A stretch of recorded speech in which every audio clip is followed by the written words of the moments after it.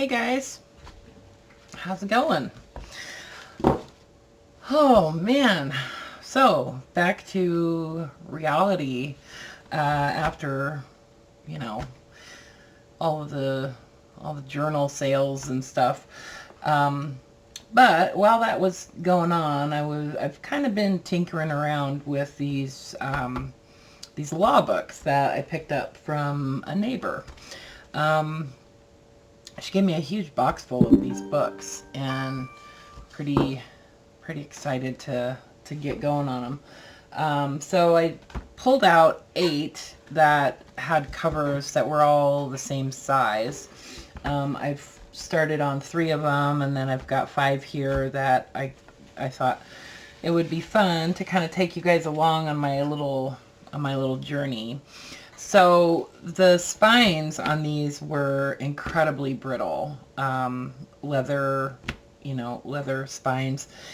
And so they just really aren't sturdy enough to support, stitching and all that kind of stuff. And I just didn't trust them. So I'm going to have to rebuild a spine for these. And a lot of this one is actually not bad, but a lot of them along the edges of the covers, they're pretty worn out, and the marbled paper is starting to peel away. You can see, actually, these all look pretty decent, but some of the other ones, see how they're all kind of tatty along the edges, which is fine. Nobody has a problem with tatty, right? But I wanted to sort of, strengthen them a little bit and kind of make sure that that doesn't get any worse. All right. So what I'm doing is I'm just doing a little bit of like collage just along these edges, using like washi tape and little strips of paper and stuff like that. And then I'm going to spray them so that they don't get,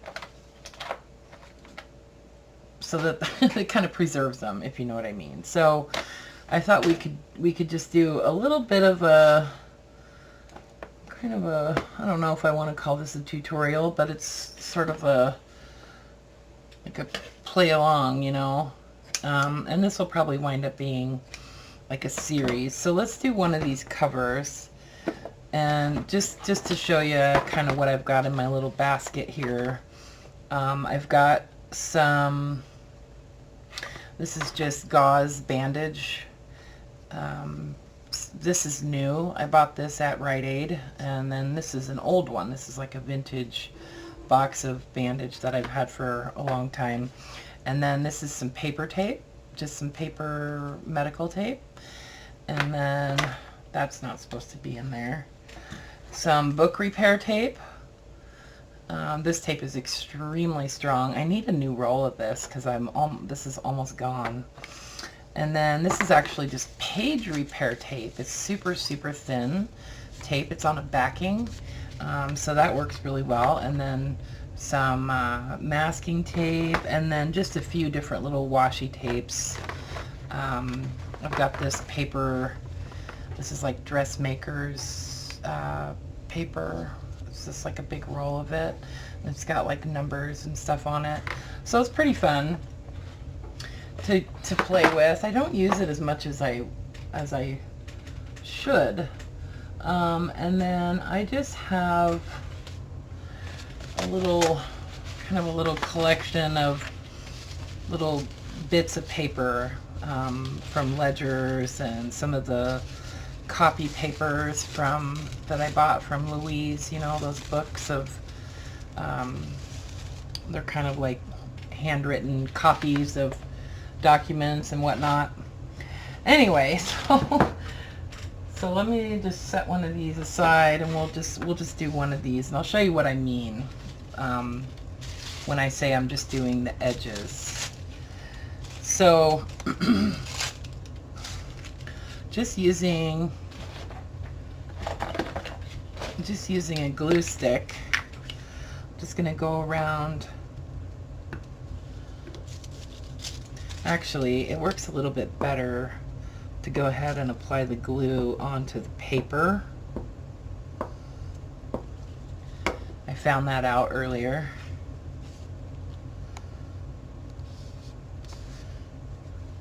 And of course I need baby wipes. I gotta use baby wipes for pretty much everything. And so you'll notice that it becomes, the paper kind of gets sort of transparent until it dries, and then it's gonna lose that transparency until I spray it with a clear coat, and then it'll become like translucent again. So on the corners, these don't have to be measured or anything like that. I'm just trying to cover up the edges of these covers. So I'll do like that, and then maybe kind of tear this off a little bit,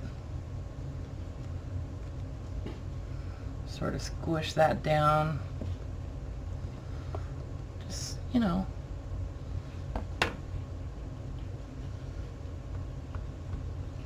just kind of making it work, you know. And then I'll use a little bit of this bandage right along this edge here.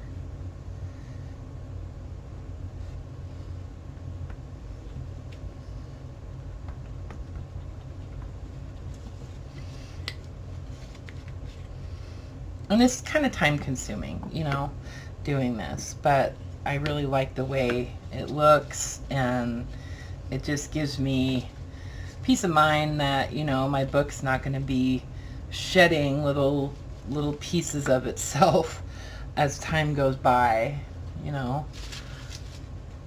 Let's grab a little piece of the ledger here with some numbers on it. That'll be cool. So these are going to be kind of like a collection, is what I'm thinking. Originally I was going to make them just like a box, you know, and like, you know, like just open the box with the lid, right? And then I thought, no, that's kind of boring, and so then it's morphed into a few different things over the last couple weeks. And what I've decided is that these are going to be, I'm going to make some little journals that'll go inside of them, and I'm going to make a little flat box that the journal will lay flat in, and then I'm going to make another little box, and I'm going to show you exactly what I mean here in a second. I'm going to make another little box that will have like little tags and tickets and little bits in it that you can use in your journal. So let me grab, I'm trying to cover up this little corner here. So I'm just going to grab a piece of this book repair tape,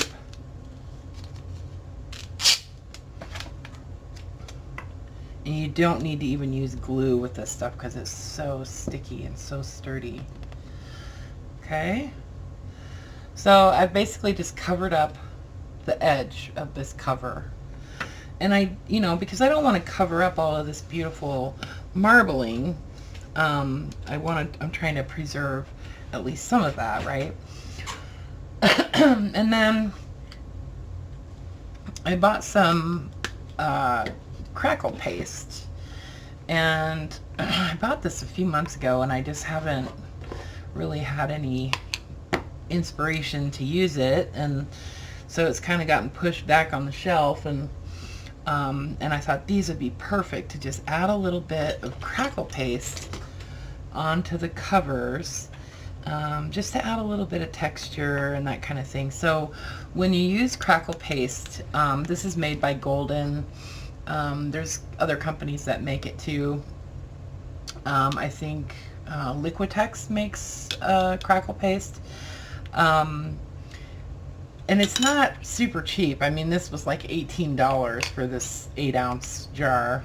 You probably could, excuse me, you could probably find it cheaper. I bought this at a local art supply store, Spokane Art Supply, but I'm sure you can find it slightly less expensive, like on Jerry's Artorama or at Blick or even on Amazon. But I was there, so I bought it. Anyway, so you want to use this on a surface that is rigid, some type of like a board, like book board like this, or even wood, or you just don't want to use it on like fabric or paper where as it's drying it'll pull away from that surface. You need something hard in order for it to create that crackled surface. And I'll show you one that's already dried. And then this stuff needs a good 2 to 3 days to dry, and you get the best crackle appearance where you applied it a little bit thicker. Wherever it's kind of transparent like that, it's not going to really crackle that much. So I try to apply it a little heavy. And you can actually color this, like you could mix some acrylic paint into this. This is an acrylic based like medium. So you could add in a little bit of, you know, different color paint into this if you want. And I think it says up to 10% dilution with paint in order to still get that crackle finish. Okay, so I just add a little bit around, you know, kind of here and there. And then I'll set this aside and let it dry, like I said, for a couple days. So I've got to finish doing the back, and then that cover will be pretty much done. And then along this edge, I just use, just to kind of clean it up and make it a little bit easier to add my however I'm going to make my spines. I still haven't decided what I'm going to do as far as, you know, making a spine on these, but I know that I'm going to try to make them 2 inches. So anyway, but I just use a piece of sandpaper that I glued onto an old emery board, you know, an old nail file, and I just use it. This is a pretty heavy grit sandpaper. Anyway, I just kind of sand this smooth just to kind of clean it up. And I should have done that on the other one before I glued all that stuff on there. So now I have to wait for it to dry to do this, but no big deal. And it's pretty messy, you know, it's a pretty messy thing. So I like to actually take these outside and just do it outside. Although there's these little like strings that are on here that were involved in the binding process, so I just like to kind of trim those off. Okay, so just clean it up a little bit. It doesn't have to be perfect, but I like to get rid of any, you know, excess like kind of rotten leather that's along this edge. It's really crumbly, and then any excess paper that's along the inside. Okay, so I'll finish up the rest of those. I haven't wanted to do them because I wanted to do them with you guys.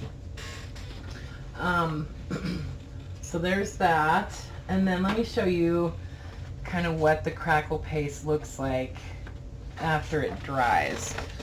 So so these have dried for probably about a week, and you can see, hopefully you can see, where it's a little thicker you get a little bit more of that crackled appearance. Okay. You can see it along here, but it's just not real super crackly, if you know what I mean. And I did some on the front and some on the back. So just looks kind of cool. And I think I went back and added a little bit onto these because they weren't crackling as much as I wanted them to. This one turned out pretty good. I just love the way that works. So that worked perfect because that was a little bit thicker right there. So just takes a little bit of kind of trial and error to figure out like how thick you need it to be and how long it takes for it to dry. But really it is about 3 days before you get that, like the most crackling. And then I just went back and inked them a little bit, and I'll show you how I'm going to do that. And that just kind of brings out that crackling a little bit more and then kicks down that whiteness. So I'm using, these were empty ink pads that I bought on Amazon, and then I just bought re-inkers it is archival ink in the color Ground Espresso, and then also one in Vintage Photo. But this is not what do you call it? It's archival ink. It's not distress ink. It's not a distress ink, but it's the same color Vintage Photo and Ground Espresso as the distress ink is. I hope that makes sense. And then I'm just going to use my little brush.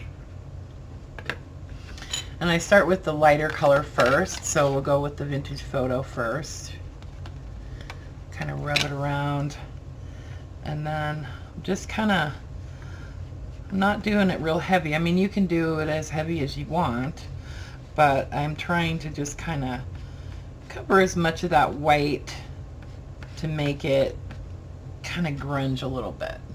You know what I'm saying? And that does bring out the crackle a little bit more too, so you can see it. The other thing that I do sometimes is I use walnut ink crystals and just kind of sprinkle those on, and then you spray them with water, and then it kind of runs in underneath the crackles and that kind of stuff.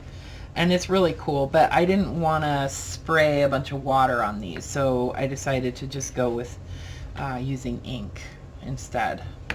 But I actually really prefer the walnut ink crystals because it just looks really cool. I use those crystals a lot when I do like art tiles and stuff like that. It just looks neat. And if you've ever used walnut ink crystals, you know what I'm talking about because it's really fun. Okay, so that one, and then I'll ink a little bit along some of these other areas. And the reason I wanted to use the archival ink is because when I spray these with the clear coat, I don't want that ink to move anymore. I just want it to stay where I put it, you know. I don't want it to move around. Okay, so that's the top. It goes like that. So I'm trying to make sure I keep these organized. So let me just do this other cover. Just kind of real gently. I'm just real lightly kind of brushing this around.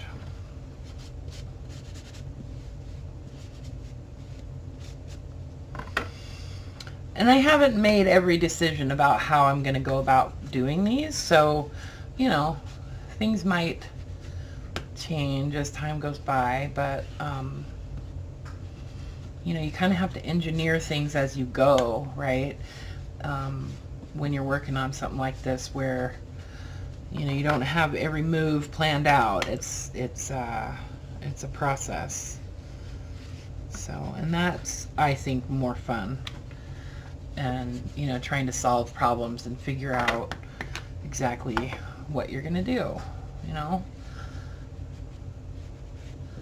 So I guess the reason I'm saying that is that, you know, I realize like a lot of you guys might not have covers like this, or you might not have covers the same size as these, or you might not have some of the products that I'm using, like the crackle paste or the gauze, or, you know, some of the tapes and things like that. But, you know, you have what you have, and use what you have, you know. You could just totally just use book pages around the edges of these book covers, you know, and that would look really nice, you know.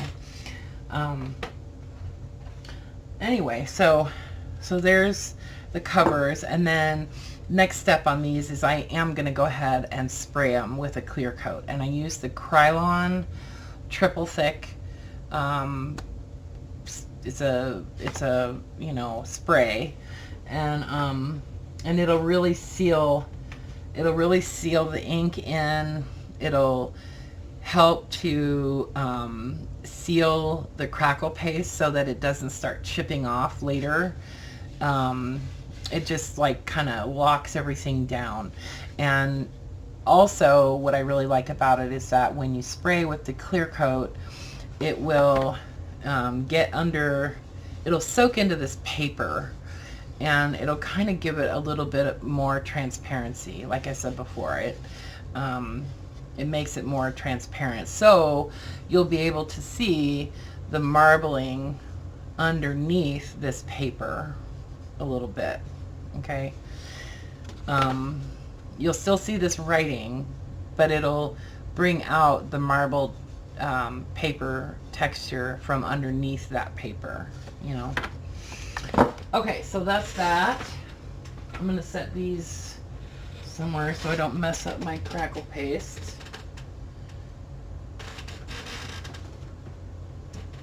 And then let me just show you how I'm doing these little, kind of my plan for the boxes. Okay, so on the inside of these covers, I want to attach a little flat covered box on this side and another one on this side. Okay, so these here are my, like, these are like my prototypes right here. Okay, I just made these to get my measurements right and sort of practice my method of making these boxes. So, and this will kind of help you get a picture in your head of what's going on too. So I've got a box that I'm going to actually just glue it onto here, onto that cover, and then somehow I need to create a lid for it that I can open. And so it'll need to be hinged, and then it's also going to need some type of way to keep it closed, and I'm thinking I'm going to use some type of magnet closure somehow. I have an idea about how I want to make the lids, but I haven't like perfected it yet, if you know what I mean. So I just have this for the time being, just for kind of like measurement sake. And then I have another one here that's going to go on the front. Okay, so, and then this lid will be on here. So then we'll have a spine, like a 2-inch spine, and on that spine I'm going to have another little box and also a lid on that box, and this will be like a pencil box. So I need to make sure that when this closes up,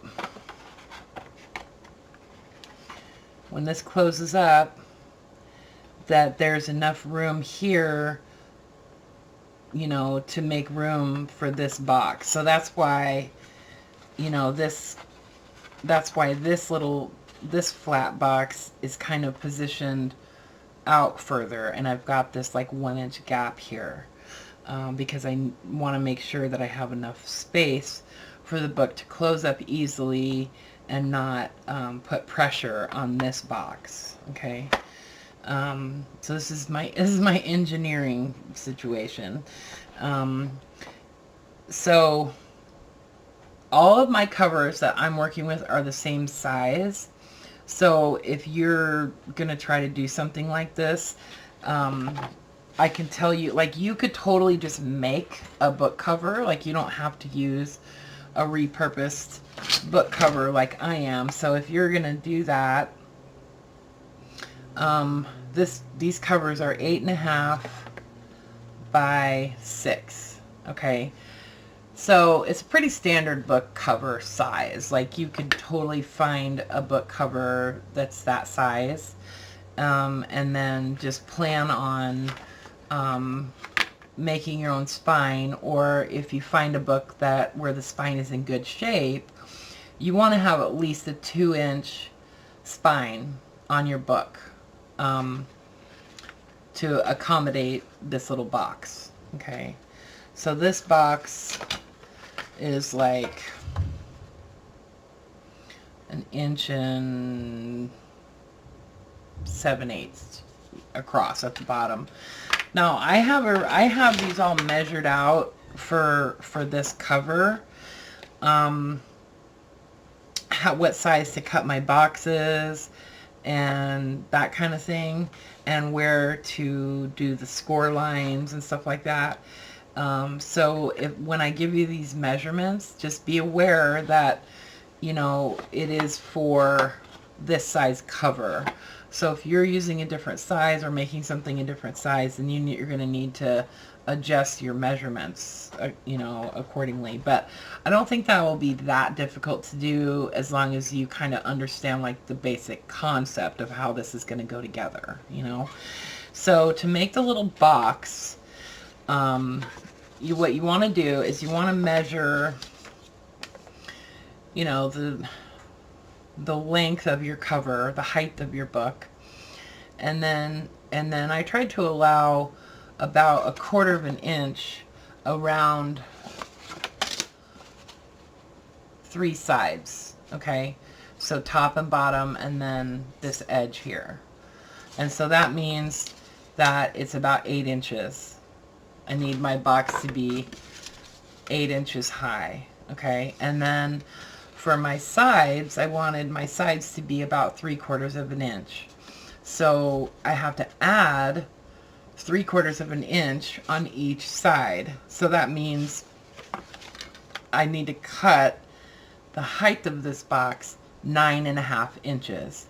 Okay, and then so the box is going to be 4 inches wide, because I need to have at least 1 inch on this side, and then 1/4 of an inch on this side, you know. So it basically winds up being a 4.5 inch bottom on the box. Okay, same as no, not same as anything. So it's 4.5 inches on the bottom of the box, and then we need to add that 1/4 of an inch, or that 3/4 of an inch on the other two sides. So that makes the other dimension 6 inches. So if you're using an 8.5 inch cover, 8.5 by 6 inch cover, then you want to cut a piece of chipboard to 9.5 by 6. Okay, that I just wanted to kind of tell you why it worked out being those measurements, so that if you're using a different size book cover or something like that, you kind of understand why I made it the size I did. Okay, so so 9.5 by 6, and then I've got a couple of them cut out that I'll show you kind of how I wound up putting these together. And then I have some smaller little inserts that I might use inside these. I just haven't decided for sure if I'm going to do that, so I don't really want to go there yet. But so what I did was I took some chipboard, and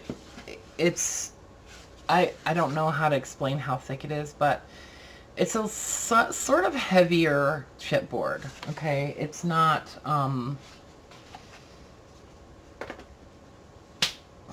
let's see, this one is a little bit heavier.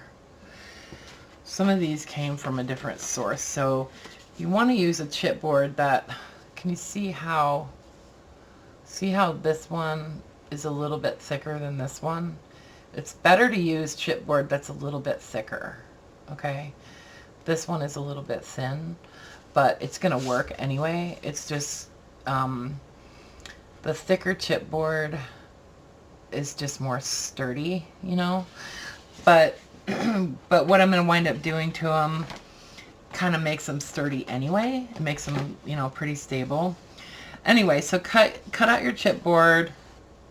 I use 12 by 12 pieces of chipboard, and so I was able to get 2 out of 1 sheet, and then there was a little bit of, you know, off cut at the bottom. But so I just collaged book pages on one side of that chipboard, okay, and then I cut them out. I didn't cut the chipboard and then do the paper or the book pages. I did it before I cut these out.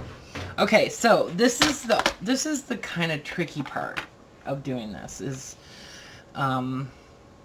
doing the score lines for the boxes.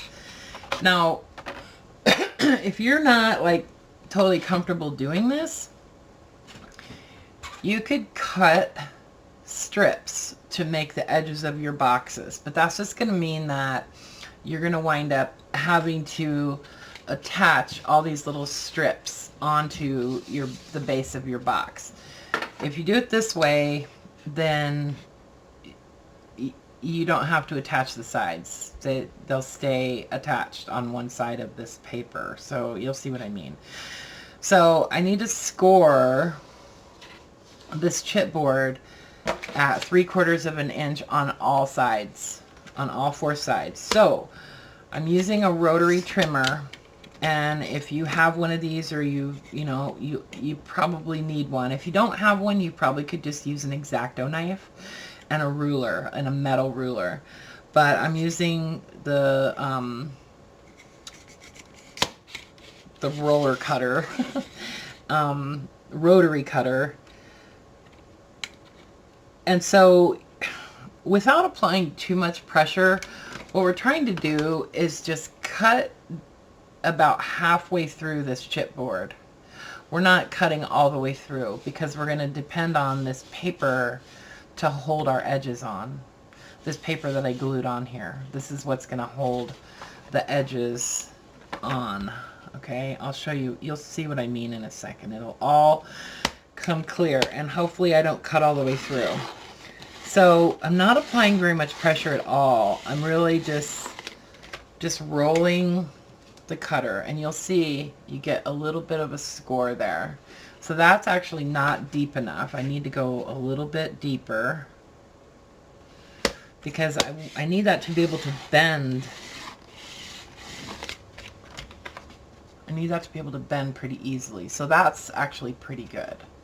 So just go slow, you know, like, and don't apply too much pressure. And keep checking it.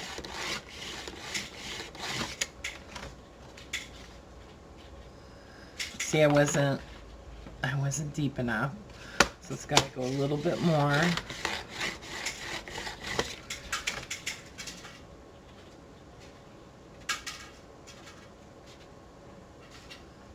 That's pretty good. When I laid it back down, it wasn't lined up perfectly, so I got a little bit of a weird kind of line there, but it's going to be okay. If you do accidentally cut all the way through, it's not the end of the world. You can still fix it, you know.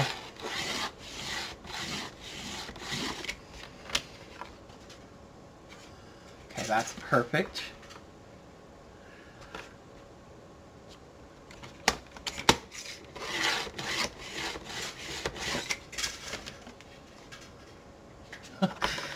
That one's not. You get kind of scared to cut too deep, you know. Okay, good. All right, so that one's good. And then I'm going to cut out these corners. And it's pretty easy to cut them because you've made those score lines.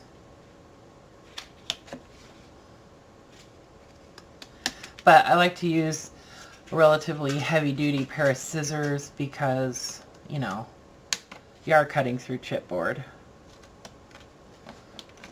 And they've got, these scissors have that little bit of like micro serrated edge. So they work pretty well. And then, because I'm crazy, I've been saving all these little squares that I've been cutting out, just putting them in a little jar.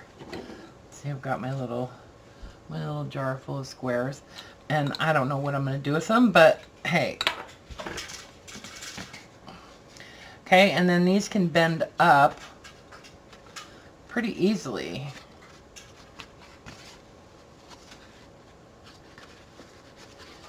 And it's all held together with that paper on this side, right?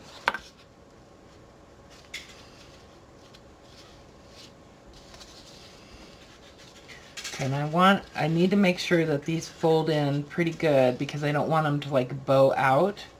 So kind of fold them in like almost all the way. See, this one is a little bit messy because of where when I laid it down again to cut it, it wasn't lined up perfect. So it's just got a little bit of a, you know, kind of a mess there, but it's not like a huge deal. Okay, and then what I'm using to close these up is this, this is just packing tape that you have to wet. You wet it, and then it's got glue on one side and it's just like craft paper on the other side, you know. So I'm just cutting some strips of that, and the reason I'm using it is because I've had this for so long and I just want to use it, and plus I think it's cool, and also it doesn't stretch. So like at first I was trying it using like this paper tape or, you know, using washi tape or whatever, but it was kind of a hassle because I had to use glue, and then the glue was messy, and anyway, so this just works really, really well. And all you need is like a damp cloth or a baby wipe. Kind of get it wet a little bit. And then, or you could use a sponge, that would work well too. And then you just want to kind of wet that just a little bit. And then hold your, so I'll attach it on one corner, on one side, and then hold this together exactly where it needs to be, and then just attach that other side.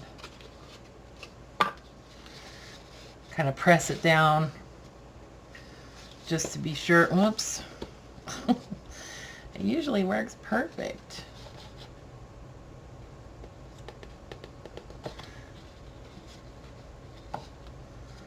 Okay, stay. It was a little bit too wet, I think. So this stuff works really well, actually.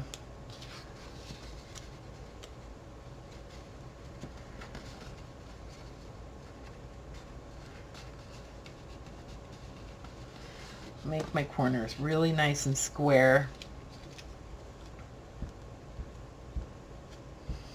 You really want to just kind of tap it and just get it barely damp. Like, you really don't want it wet, you just want it a little bit damp to kind of activate that glue.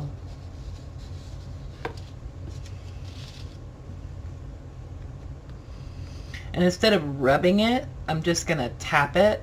Otherwise, I'm kind of rubbing the glue off of it.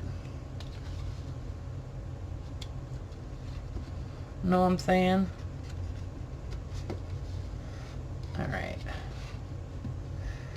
So that's pretty good.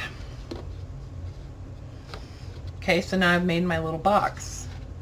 And I didn't have to attach the strips on the edges or anything like that. Just, you know, that's why I think it's really worth going through that, you know, anxiety of using the rotary trimmer to just barely cut through the chipboard and fold up these edges. So that's a pretty sturdy little box, you know. And then, you know, I'll make another one for the front cover. So this one will be, you know, or the back cover, whichever one. And then the other thing that I was doing that I thought turned out pretty cool is using this tape again. I've got this little, this is a Martha Stewart punch that makes like a photo corner. And so I'm just cutting out some of these little corners. And I don't know if you can find these or not, this photo corner punch, but if you happen to have one, that's great. You might be able to find one on eBay or something, I don't know, but I think I got mine at a thrift store. Anyway, so it cuts out this little photo corner, and then what I'm doing is just folding it up. So I've got the glue part on the bottom, and I'm actually gonna just very lightly spray a tiny bit of water into that corner on the inside of my box. And then I'm going to use my bone folder to push this into the corner. And you could totally do something, you know, use something else here. You could use just a piece of paper and fold up the corners or something like that. But I just like the way that kind of stabilizes that corner a little bit. And I think it looks nice too. So I'm doing that, and then I think that's about enough enough for today. I'm going to try to get the rest of my little boxes made and then decide what direction I'm going to go after this. So basically, if you're going to try to work along with me, you'll want to get your covers done, and if you're using crackle paste, you'll need a few days to let it dry and kind of get it to where you want it to be. And in the meantime, you can be making your boxes, and you can embellish these however you want, you know. I think what I'm going to do, what I might do, I'm not sure yet, is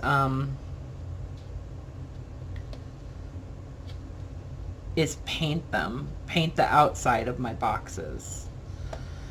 I don't know. I just don't know if I want to go through all the work of gluing paper and stuff onto the edges of these boxes. So I might just paint them. I don't know. We'll see. So I'm just spraying a tiny bit of water in there. And I know you can still buy this tape. It's not, you know, anything like vintage or anything like that. It's just paper packing tape. It's just, you just have to get it damp a little bit. They use it in a lot of, I haven't seen a lot of people using it in the US. I see it more in packages that come from other countries for some reason. I don't know why, but anyway, it's really cool stuff. Plus I love craft paper. So anyway, so I just did all those little corners. And you could also do another one up here on the top. Let me just show you really quickly what I mean. So I've got another one that I cut out, and then what you can do is just cut on the inside, leaving about I don't know, like 1/8 of an inch or something like that. See, on that top. And then fold down your sides. Probably be easier to fold the sides down before you cut it. And this is really tedious, but I think it looks pretty cool. And then you can glue that, or you know, use water, and just attach it on the top of your corners like that. You know, I did these like that. This is cut out of scrapbook paper, so I actually did use glue to attach these, but that makes these corners incredibly strong, like incredibly strong. And then I did the ones on the inside too. So, and the only reason that I'm concerned about the strength of these boxes so much is that, you know, if this is a book and it's like closed up, you know, there's a cover on the front, cover on the back, like this, you know, and then there's these boxes. I don't want these boxes to get squished. Like if somebody puts these in a stack, puts this into a stack of books, I want it to be able to support some weight, you know. So that's the biggest reason that I'm trying to make sure that my boxes are really strong, you know. But, you know, if you're just making this for yourself, obviously, you know how strong you made it. So you know how, you know, fragile it is or not fragile it is. So, but since I make stuff to sell primarily, I try to make them as strong as I can. But anyway, so I'll try to figure out what I'm going to do with the spine, how I'm going to put that together, and what I'm going to do with the spine. I need to finish, you know, doing the rest of my covers too, and kind of get them all up to the same point before I really move on.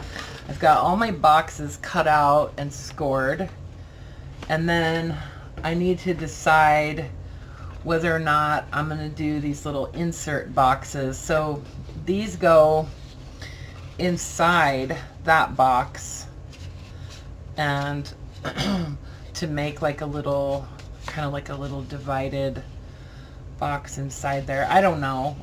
I made these with 3 sides, but then I started thinking I didn't really like it with 3 sides. So if I do these, I'll probably make them with 4 sides, so that you, as the end user of this little box, you can take these out if you want to. Because I was going to just glue them in there, you know, but I like things to have, you know, I like them to be versatile. And so, you know, if I can make them to where, you know, you could take this little box out if you wanted to, then, you know, I like options, basically. Anyway, so I have to figure out what I'm going to do about that. And then in the next video, we'll talk more about that, and then I'll show you about the little pencil box. It's basically the same as the other box, but just a little bit different dimensions, and I've already kind of figured out what I'm going to do as far as a lid for the pencil box. Okay, I've got a couple of them already made here, so I'm going to do like a little hinged lid for the pencil box that's going to go on the spine. Okay, so that's that. And yeah, so I hope you guys, you know, maybe you want to try to make along with me on these. And I don't know how many videos this will be, but it should be fun. And you know, I'm not stressing about how quickly I'm going to make them or anything, so you know, it might be a couple weeks or something like that. So I'll try to come back in a few days and you know, let you know where we're at, and kind of like step 2, right? Okay, I love you guys. Thanks for watching and for all your support. I really appreciate you. Okay, bye for now.